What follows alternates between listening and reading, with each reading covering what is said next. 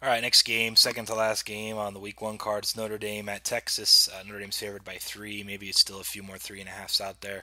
I'm kind of tired of talking about this game, to be honest. I've done it a lot on some of the videos I've done and radio shows I did earlier today. Uh, I get the hype for Texas. I get that they have a lot of starters coming back. I get that Charlie Strong got a new offensive coordinator that's supposed to be better. Until I see it, I don't. Excuse me. I don't know why I would believe it. So I'm not going to be playing Texas, which seems to be what everyone's playing. If I had to make a play, I'd actually lay three with Notre Dame. They're the better team by far.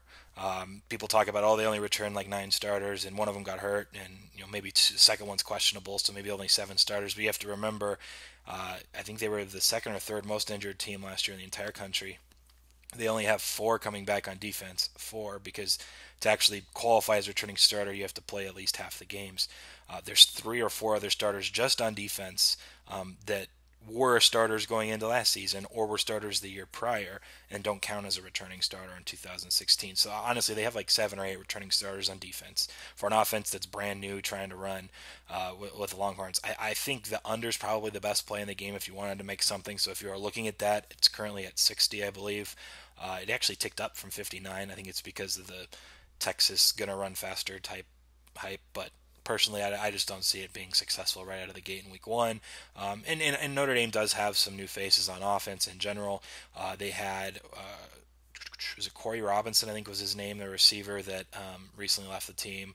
And people refer to the running backs that have graduated or gone to the NFL, but both of their backs that they have this year have been featured backs in previous seasons. 2 years ago, they were going to be the starters, or 2 years ago, and then last year, and they both got injured. So they've each been like the number one running back, just haven't been able to play enough to actually qualify again as a returning starter. So the team's a lot more experienced than people say when they say returning starters. It doesn't really mean much. You have to look into it a little bit more. So for me, it's Notre Dame or nothing, under or nothing for currently.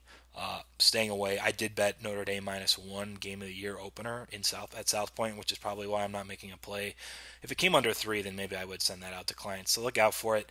I have it, I think, at four personally. So yeah, there'd be a little value under the field goal for sure. And I kind of don't mind playing against all the hype. Sure, Texas could win too by 10. Like, I mean, it wouldn't be surprising either. So it's just not a huge edge, but I did want to get the early number a few months ago when they opened them up here in May, and I maybe missed buying back at, I think it got up to +5. But I'm confident Notre Dame's a better team, and I still think Texas is a few games away from really being the team everyone expects them to be. Could prove me wrong. We'll see. One thing I did want to point out, if you missed it, Notre Dame, they're actually a team I think at 20 to 1 is what I bet for a national championship. Probably the best, longest shot there is. Their schedule's a lot easier than last year. Kaiser now not a freshman getting thrown into it at quarterback because Zaire got injured in week two. He has an offseason under his belt and almost a full season of actually playing. He was fantastic. He's a legit talent. Their schedule, like I said, a lot easier. They don't have to play, Clemson on the road. And that game, they were a 2-point conversion away from going to overtime. Stanford, they should have won. They lost in the last play on a kick. This is a team that was so good last year, one play away from being a one-loss team in the college football playoff over Oklahoma. So remember that. It's a team that I think will win at least 9 games. That's the season win total as well. I like Notre Dame in general. Staying away probably here in week one unless it comes down under a field goal. But yeah, that should be it.